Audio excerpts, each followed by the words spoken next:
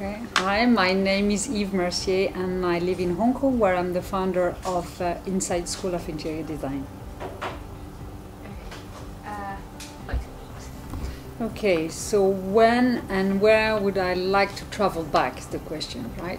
I'm French, I'm afraid, so it might be somewhere in France, and actually it will be probably 18th century France.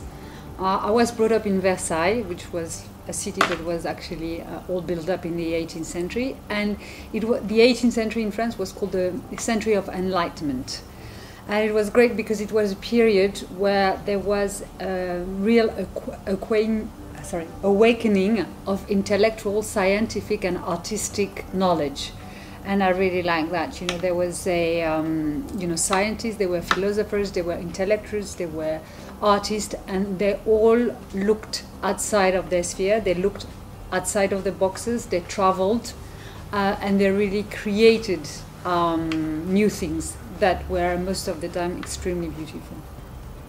So I think, I like the idea of awakening to beauty, awakening to culture, learning.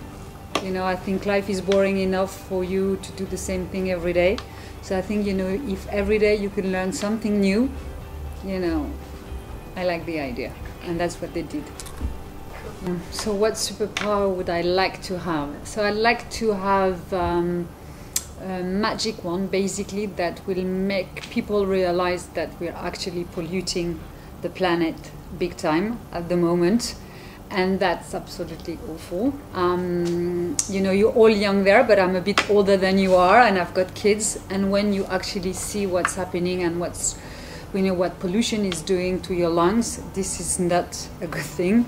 And sometimes I'm amazed, because when people do realize that there is a problem, they're very willing to do something. But most of the time, people are not even aware of the problem. From our little perspective, for example, when you're creating an interiors, just the fact that you're going to use solvent-free paint could make a lot of difference. And I'm amazed that in school or in hospital or in any public places, people are not thinking or recommending it. That's a very simple measure, but that will require people to be aware of the problem. So that's, that would be my, superpower. A bang on the head. I think, if I were young or younger, and if I were in your own shoes, I think it's very important for you to sit back and ask yourself what you really are and what you really want to do with your life. Because, it's very easy to be pushed around, especially when you don't really know what you want to do, and going into a direction that actually is not you.